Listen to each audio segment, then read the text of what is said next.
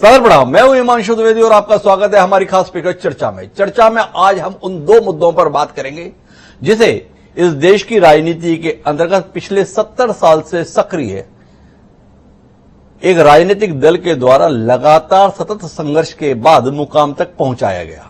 पहले जनसंघ और फिर भारतीय जनता पार्टी में तब्दील हुए राजनीतिक दल ने 3 मुद्दों को अपनी राजनीति का मूल आधार बनाया। एक, कश्मीर से धारा 370 की समाप्ति, दूसरा अयोध्या में राम मंदिर का निर्माण और तीसरा समान नागरिक संहिता।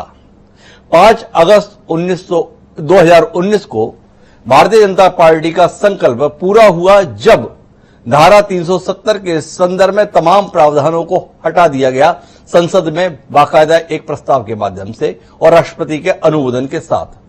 दूसरी ऐतिहासिक घटना हुई 5 अगस्त 2020 को जब अयोध्या में राम मंदिर के पुनर्निर्माण के संदर्भ में आधारशिला देश के प्रधानमंत्री नरेंद्र मोदी जी के द्वारा और संघ प्रमुख मोहन भागवत जी की मौजूदगी में रखी गई।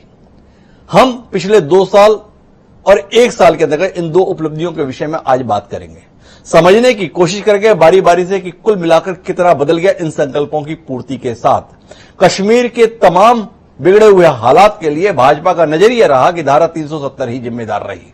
क्या धारा 370 के तमाम प्रावधानों को हट जाना उन तमाम समस्याओं से निजात दिला गया जिसके सपने ये देश को दिखाए गए थे? इस पर बात करेंगे, समझने की कोशिश करेंगे कि 2 सालों में कश्मीर कितना कुछ बदल गया है और आने वाले समय के लिए क्या उम्मीद बाकी देश कश्मीर के संदर्भ में कर सकता है और कश्मीरियों के स्वयं की जो उम्मीदें इस देश के साथ जुड़ी हुई हैं, इस देश की सरकारों के साथ जुड़ी हुई हैं, उनके संदर्भ में वहां के लोग क्या सोचते हैं। 4 खास मेहमान हमारे साथ इस चर्चा का हिस्सा बनने के लिए मौजूद हैं, उनसे आपका परिचय कराएं और इस संजीदा मसले पर कुछ गंभीर बातचीत करने की कोशिश करें। उससे पहले लेकिन समय है आज के विचार सूत्र का। हमारा आज का विचार सूत्र ये कहता है कि राम कहे सुग्रीव ने लंका केती दूर, आलसियां आदि घड़ी उद्दम हाथ हजूर। अर्थात राम ने सुग्रीव से पूछा कि लंका कितनी दूर है। सुग्रीव ने उत्तर दिया, स्वामी आलसियों के लिए बहुत दूर है पर उद्यमशील के हाथ के पास ही है। राजस्थानी में कही गई इस बात को हमने अपने विचार सूत्र के तौर पर लिया है। कहां तक हम पहुंचे तो इसके संदर्भ में अगर हम निराशावादी हैं, कुछ करना नहीं चाहते तो कितनी ही दूर बता सकते हैं, पर अगर हमने प्रयास किए हैं, पुरुषार्थ किया है तो सफलताएं हमारे सामने हो सकती है। एक सफलता का आंकड़ा मेरे पास में है कि 2018 में कश्मीर में 601 आतंकी घटनाएं हुई थी, 2019 में 594 थी, पर 2020 में यह आंकड़ा 244 पे रह गया और 2021 के संदर्भ में जब इतना लंबी अवधि गुजर चुकी है, कुल 15 आतंकी घटनाएं घटित हुई हैं जब आधा साल गुजर चुका है। तो क्या इस उपलब्धि को छोटा माना जा सकता है? इसकी रोशनी में अपनी चर्चा को आगे बढ़ाते हैं। हमारे साथ 4 खास मेहमान जुड़ रहे हैं। हमारे साथ में पूर्व लेफ्टिनेंट जनरल डीपी वत्स साहब हैं जो भारतीय जनता पार्टी के सांसद भी हैं। हमारे साथ लेफ्टिनेंट जनरल राज कादियान जी हैं, रक्षा विशेषज्ञ के तौर पर इस चर्चा का हिस्सा बनने के लिए हमारे साथ मौजूद हैं। साथ ही हमारे साथ खास तौर पर लद्दाख से ताशी गिल्सन साहब जुड़ रहे हैं जो चेयरमैन हैं लद्दाख ऑटोनॉमस हिल डेवलपमेंट काउंसिल के, और साथ ही रविंद्र शर्मा जी हमारे साथ हैं, कांग्रेस का प्रमुख चेहरा लंबे अरसे से रविंद्र शर्मा जी रहे, मुख्य प्रवक्ता है कांग्रेस के। आप सभी का स्वागत है। चर्चा की शुरुआत रविंद्र शर्मा जी से करते हैं। रविंद्र जी हमारे साथ अभी नहीं जुड़ पाए हैं, लेकिन लेफ्टिनेंट जनरल डीपी वत्स साहब हमारे साथ में है, तो मैं वत्स साहब से चर्चा की शुरुआत करता हूं। वत्स साहब, आपसे जानना चाहता हूं, जितनी उम्मीदों के साथ आपने संघर्ष किया था धारा 370 की समाप्ति के संदर्भ में, अब केवल धारा 370 का एक प्रावधान लागू है, बाकी सारे प्रावधान हट चुके हैं, पर क्या वो सारी चीजें हो पा रही हैं जो उम्मीद जताई जाती थी धारा 370 की समाप्ति के साथ? क्या कश्मीर वाकई विकास की दौड़ में वैसा दिखाई देने लगा जैसे सपने आपने देखे थे या दिखाए थे? क्या कहेंगे आप? ये मैं कहूंगा कि 70 साल से एक सिलसिला चला आ रहा था, वो 2 साल में काफी हद तक तरक्की दिखाई है। जैसा कि आपने खुद ही माना कि आतंकवाद के जो घटनाएं थी जी, वो ड्रेस्टिकली घट गई हैं जी, पिछले 2 साल में कम हुई। ये तो आप खुद ही कह रहे थे जी कि विकास की दौड़ लगी हुई है जी। ये मैं कहता हूं कि उनको तो कुछ नजर नहीं आएगा जो 70 साल से एक ऐसी मेंटेलिटी को पिरोए हुए थे ऐसी सोच को कि कश्मीर अलग है, उसका संविधान अलग है, उसका झंडा अलग है। यानी उसमें जैसे कि हमारे नेता श्यामा प्रसाद मुखर्जी ने एक विधान, एक निशान और एक प्रधान का नारा दे के बलिदान दिया था जी। और मैं कहूंगा कि ये गलतियां हुई हैं पहले कि कुछ ऐसे भी दौर देखे हैं इतिहास के पन्नों ने, लम्हों ने खता की तो सदियों ने सजा पाई जी। 70 साल पहले, 73 साल पहले ऐसा हुआ है।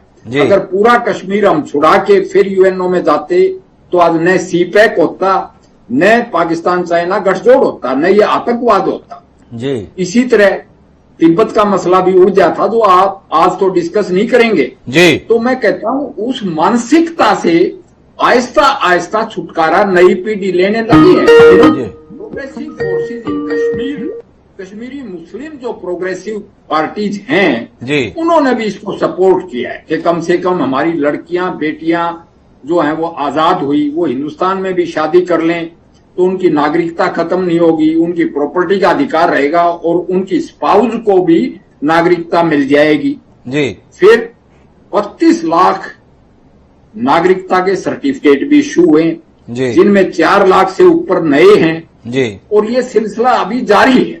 मेरे पास कुछ सवाल है आपसे, जितनी आपने बात की उसके संदर्भ में 3 मुख्य मुद्दों पे आपसे नजरिया जानना चाहूंगा, फिर मैं काजन साहब के पास भी चलूंगा।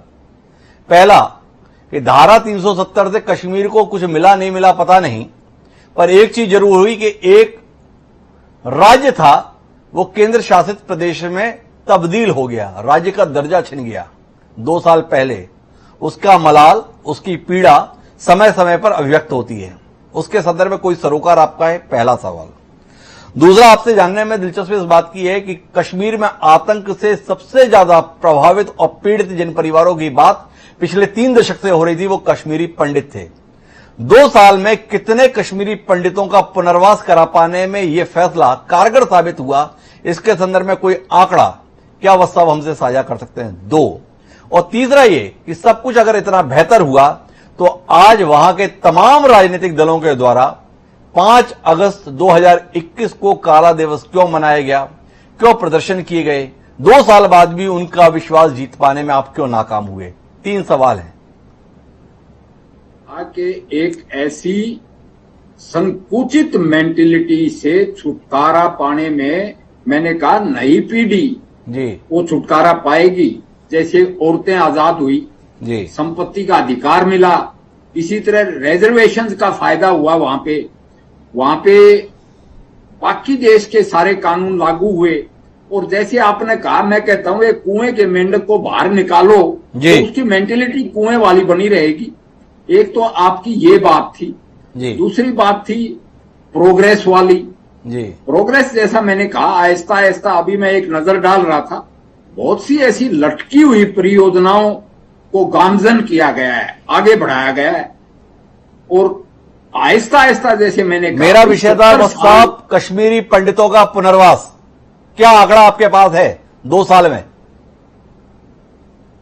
पंडित का फोन आया था, वो एक फौज का सेना का अफसर है जी। उसने कहा कि मेरी मां कश्मीरी थी जी, उसका मेरा पैदाइश कश्मीर में हुई मगर मैं कश्मीर का नागरिक नहीं हूं जी। तो ये प्रक्रिया अभी जारी है। मैंने कहा कि 32 लाख को सर्टिफिकेट इशू हो गए, वो नागरिक बन गए और जिनकी कश्मीरियत और नागरिकता छिनी हुई है उनको बसाने का, उनको नागरिकता देने का सिलसिला अभी जारी है। पहले उनकी सेफ्टी, यानी जैसा आपने माना कि टेररिज्म कम हो गया, बहुत ज्यादा कम हो गया, पत्थरबाजी कम होगी बहुत ज्यादा, तो जब सेफ्टी होगी तो people will move from Jammu to valley. और प्रोटेक्शन के लिए जो हिंदुस्तान की सिक्योरिटी फोर्सेस हैं, जो फौज है, वो पूरी तरह से उत्साहित है, मैं ये कहूंगा। फौज उत्साहित है, लेकिन मुझे इस बात का जवाब नहीं मिला वत्स साहब से कि कितने कश्मीरी पंडित 2 साल में पुनर्वासित हो सके इस फैसले के बाद।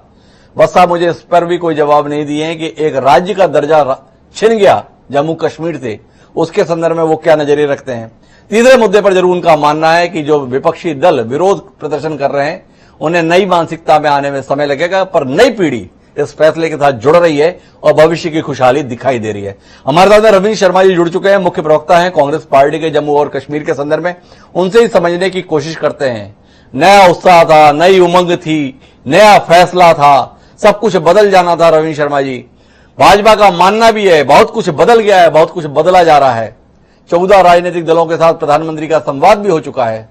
2 साल बाद समीक्षा कर रहे हैं, कहां से चले थे, कहां तक पहुंचे। आप एक जिम्मेदार पार्टी के मुख्य प्रवक्ता हैं, थोड़ा साझा करें विचारों को, कहां पहुंच गए। देखिए, हम 2 साल के बाद कुछ समझ नहीं आ रहा कि हम कहां पहुंचे जी। मैं तो ये मानता हूं कि अगर 2 साल बाद भी सरकार ये मानती है कि हालात सामान्य नहीं है जी हम स्टेट का दर्जा बहाल कर सकते हैं, जी तो बाकी जो दावे और वादे हैं वो खोखले साबित हुए। आपने कहा कि आतंकवाद और अलगाववाद की जड़ है 370 जी।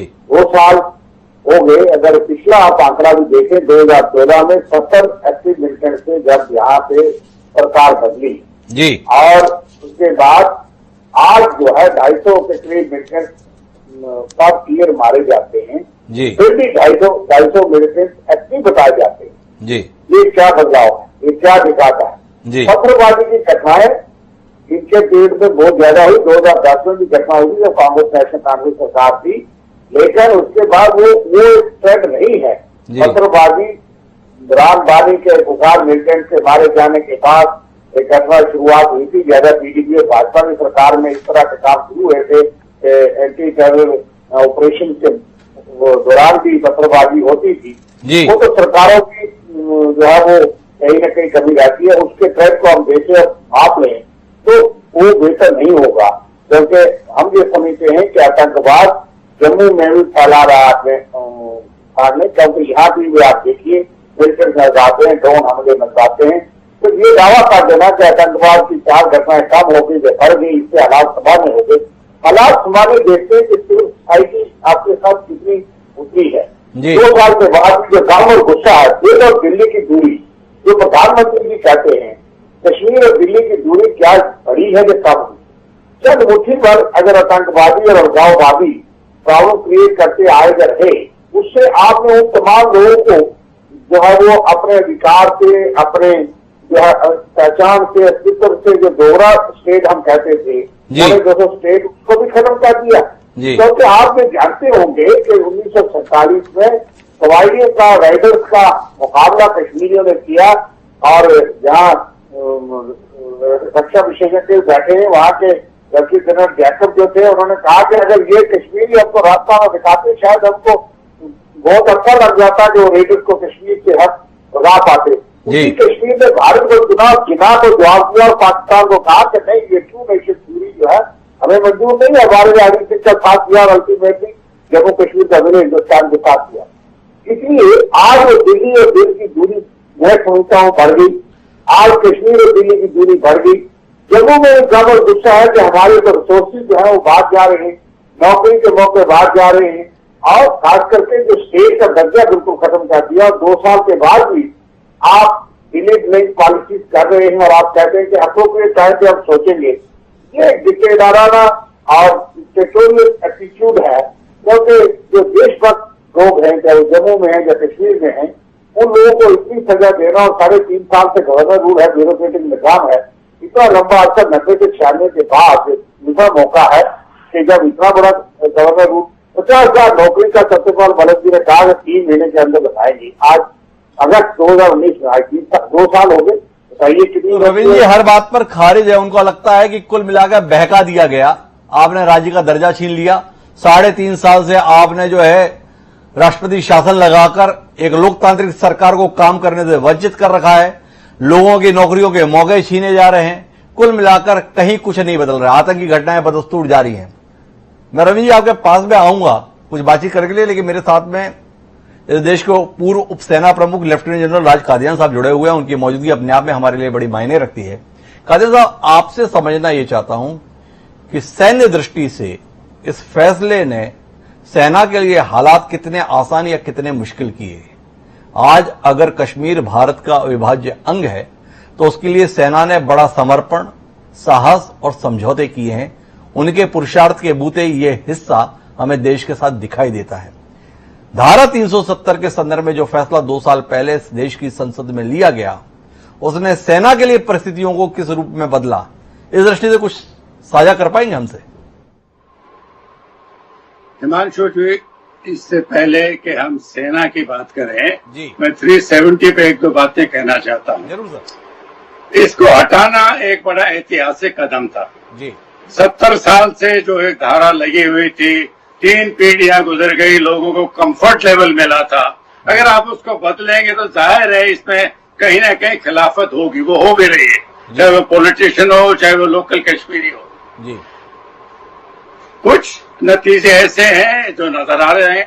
सिक्योरिटी सिचुएशन इंप्रूव हुई है, आतंकवाद कम हुआ है, करप्शन कम हुई है, पंचायती इलेक्शन हुए जिससे लोगों को ग्रास रूट डेमोक्रेसी का अनुभव हुआ है जी।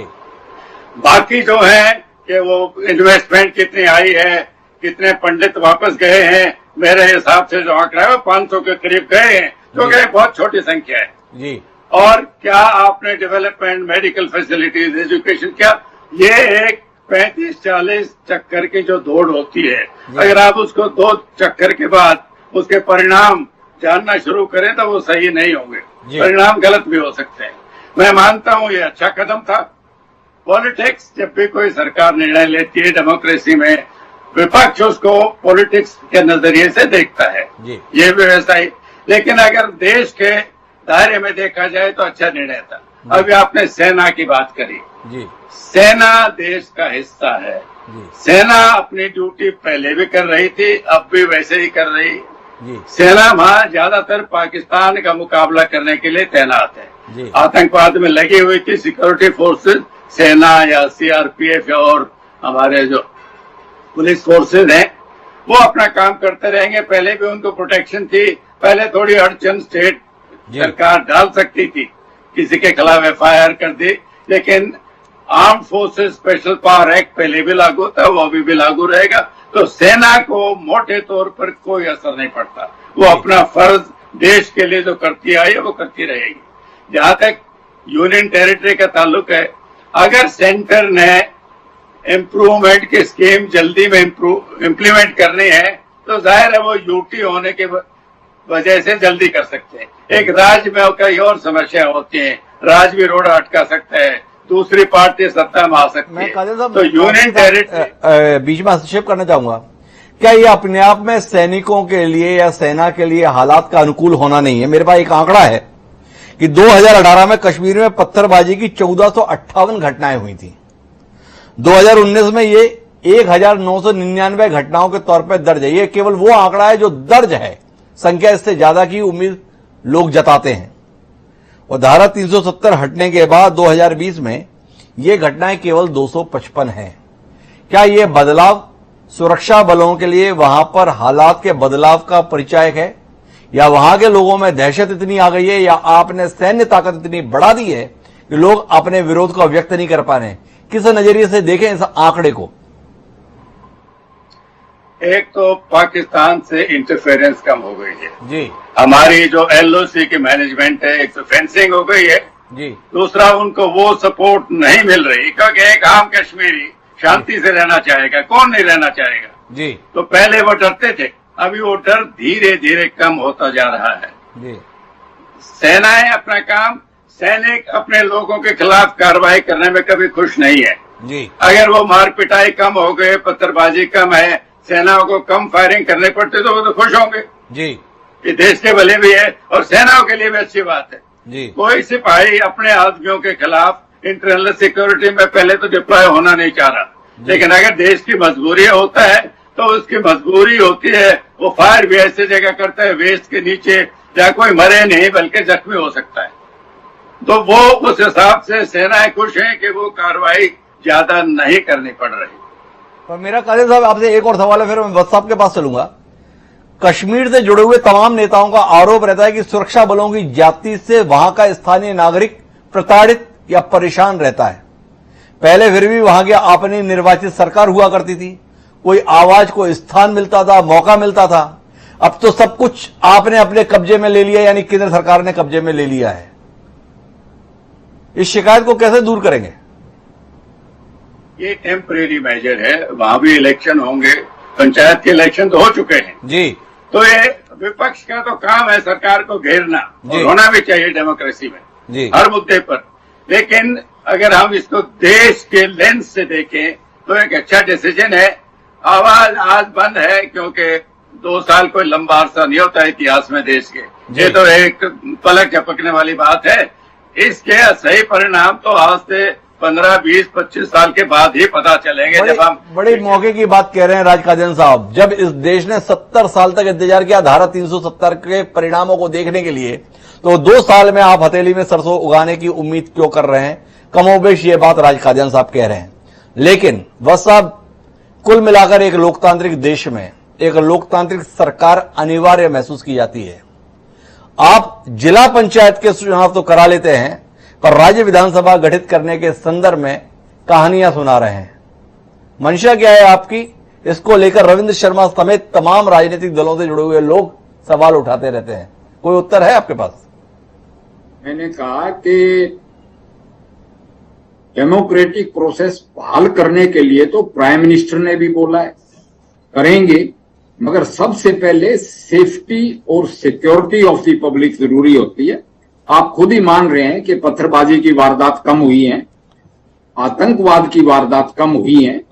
जब पूरी तरह से सुकून घाटी में आ जाएगा तो वो तो ऐसा कोई कार्रवाई कानूनी नहीं की गई है कि इलेक्टेड रिप्रेजेंटेटिव्स को सत्ता नहीं सौंपी जाएगी। जैसे जनरल कादियान ने बोला जी कि भाई करप्शन कम हुई है, भाई भतीजावाद कम हुआ है, 3 परिवारों ने जो है इसमें जो भी किया सबके सामने है, 70 साल तक क्या होता रहा। ऐसे हालात में 2 साल में आप हथेली पे सरसों हरी करना चाहते हैं। और रही बात विपक्षी दलों की, जी, मुझे तो बड़ा अफसोस है कि समझाने के बावजूद भी एक तो उन्हीं की खता जी ऐसे हालात पैदा हुए, जैसे शर्मा साहब कह रहे थे जी कि भाई वो आगे रजाकार और कश्मीरियों ने साथ दिया। जी मैंने कहा यस, साथ दिया, सेना ने अपना रोल अदा किया, मगर पूरा क्यों नहीं छुड़वाया कश्मीर? जी आज ये हालात ही नहीं होते। अब उसका इलाज किया है।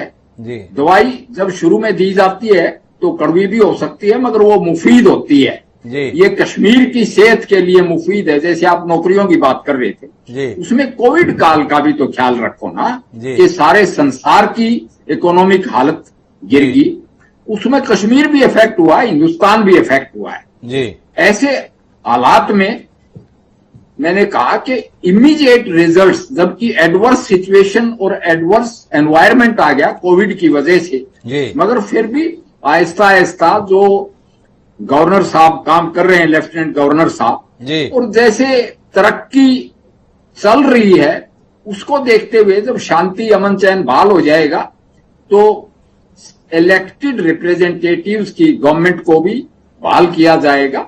बस आप जैसे बार बार दिल्ली में- तर्क ये दे रहे हैं कि जब हालात ठीक हो जाएंगे तो इलेक्टेड गवर्नमेंट को भी फॉर्म किया जाएगा, पहले लोगों की सुरक्षा जरूरी है। पर यह सवाल रवि शर्मा जी से जानना चाहता हूं। रवि शर्मा जी, वो कौन सा सुकून है, वो कौन से हालातों का सामान्य होना है जिसके तहत जिला पंचायत के अगर चुनाव कराने होते हैं या जिला विकास समिति के चुनाव कराने होते हैं तो हालात सामान्य महसूस किए जाते हैं, पर अगर राज्य विधानसभा का गठन होना है और उसके चुनाव कराने हैं तो हालात सामान्य महसूस नहीं किए जाते हैं। आपका इतना लंबा राजनीतिक तजुर्बा है, वत्स साहब बहुत ही वरिष्ठ सैन्यकर्मी भी रहे हैं और अभी भाजपा के सांसद भी हैं, उनके नजरिए के चुनावों के लिए अलग अलग समझे जा सकते हैं। देखिए, नजरिया अपना अपना इनको बहुत उम्मीद नजर आती है, लेकिन मैं अपने नजरिए यहाँ का रहने वाला, जी मैं जम्मू की भावना को भी आज समझता हूँ जी और जम्मू के गम और खुशी तो शायद ही दिल्ली से भाप नहीं रही।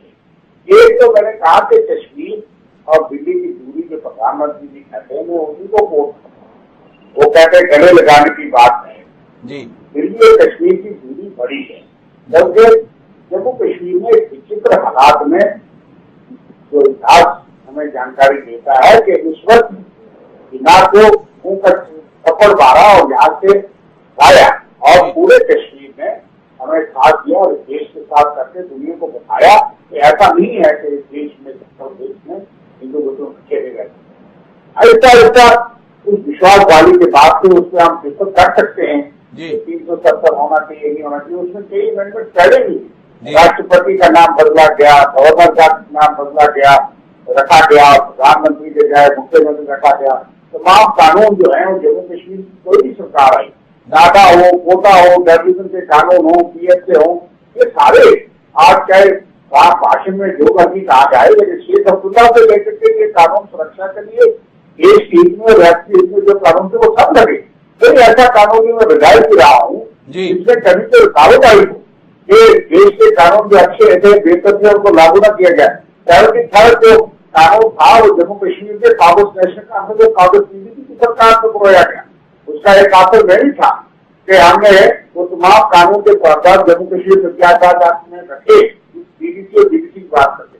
तो ऐसा नहीं जैसा समझा जाता दूर से दिखाया जाता है। रीजनल पार्टी भी सेंटर को हमेशा कोऑपरेट करती है। उनका एक पॉलिटिकल स्लोगन रहते थे क्योंकि यहाँ हुर्रियत कॉन्फ्रेंस थी, पाकिस्तान था, कोई टेररिज्म था, उनको फेस करने के हम उनसे सहमत नहीं, लेकिन जिस तरीके से ये सारा कुछ कर दिया शायद ये उचित नहीं था। स्टेट का दर्जा तोड़ दिया उचित नहीं था। हमें लगता है कि एक साइलेंट गम और गुस्सा कश्मीर में भी और जम्मू ये सोचता है कि हमारी स्टेट क्यों टूटी, हमारा अधिकार क्यों गया। हम तो रियासत के मालिक थे जो कि हमेशा देश की मुखालत करते रहे, सफर भी किया, लेकिन उनको भी सजा दे दी गई।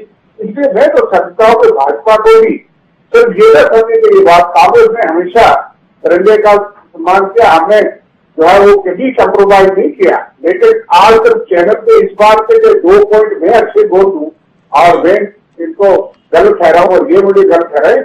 मैं ये कहूंगा कि 2 साल के बाद चर्चा करनी चाहिए खुले मन से, अपने तौर पर समीक्षा होनी चाहिए, ये ना हो कि इससे और नाराजगी बढ़े। चर्चा होनी चाहिए। रवींद्र जी जरूरत महसूस कर रहे हैं कि 2 साल के बाद कम से कम चर्चा तो कीजिए, समझने की तो कोशिश कीजिए कि लोगों की स्थानीय स्तर पर भावनाएं क्या हैं।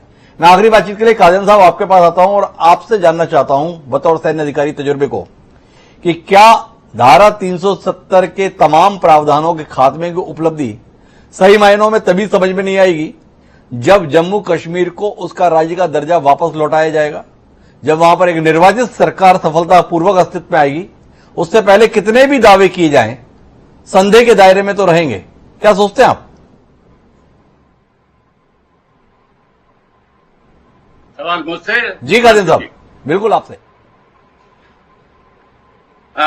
देखिए, इसके फायदे जैसे मैंने कहा, जो छोटे अरसे के फायदे थे वो तो नजर आते हैं जी, लंबे अरसे के फायदे अभी नजर आने में समय लगेगा जी, ये तो 2 साल कुछ भी नहीं है, 10, 20, 25 भी लग सकते हैं जी। इसको दोबारा राज्य का दर्जा दिया जाएगा या नहीं दिया जाएगा तो समय बताएगा जी।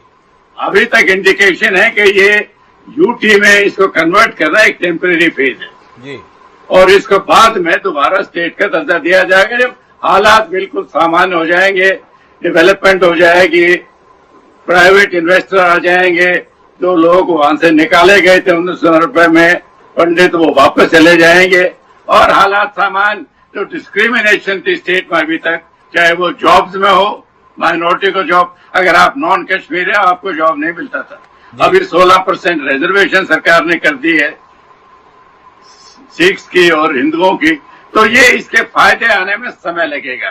जहां तक विधायकों का ताल्लुक है, मेरे पास शर्मा जी की आवाज पूरी साफ नहीं आ रही थी। देखिए, विधायक एक पॉलिटिशियन और खिलाड़ी में एक समानता होती है, वो अपने मर्जी से कभी मैदान नहीं छोड़ते, उनको धक्का मार के निकालना पड़ता है। ये पुरानी पीढ़ी के नेता हैं, शोर करेंगे, नई पीढ़ी जिनको डेवलपमेंट का एक टेस्ट मिला हुआ है, आजकल सोशल मीडिया पे देखते हैं, जब वो आगे आएगी वो सत्ता संभालेंगे जब सही परिवर्तन आएगा। जी। तो कुल मिलाकर हमें धैर्य रखने की जरूरत है। एक बदलाव 70 साल बाद नीतियों की शक्ल में अभिव्यक्त हुआ है। कुल मिलाकर हम एक नई राह पर चले हैं, उसके परिणामों के लिए प्रतीक्षा करने की जरूरत है और साथ ही उन प्रयासों में सही दृष्टि से सहभागी बनने की जरूरत है। कुल मिलाकर कश्मीर के संदर्भ में या तो महसूस किया जाता है कि बदलाव आ रहा है, पर वह बदलाव क्या उन सपनों के साकार होने का है जैसा दावा किया गया था, या उससे विपरीत किसी और दिशा का? इसलिए मैं आने वाले समय के लिए इंतजार करना होगा। आप तीनों मेहमानों को बहुत बहुत धन्यवाद इस चर्चा का हिस्सा बनने के लिए। एक छोटे से ब्रेक पर जाएंगे और ब्रेक के बाद उस दूसरे विचार के संदर्भ में बात करेंगे जो भारतीय जनता पार्टी और उससे पूर्ववर्ती जनसंघ का संकल्प था, अयोध्या में राम मंदिर का निर्माण। एक बड़ी संख्या में राजनीतिक प्रेक्षक ये मानते हैं कि भाजपा की वर्तमान सफलता कहीं ना कहीं राम मंदिर आंदोलन से जुड़ी हुई है। एक साल के बाद यह आंदोलन और यह संकल्प किस मुकाम पर है, इसी पर बात करेंगे। तीन खास मेहमान हमारे साथ इस चर्चा का हिस्सा बनने के लिए मौजूद हैं, उनसे आपका परिचय भी कराएंगे एक छोटे से ब्रेक के बाद। यूं गए और यूं आए।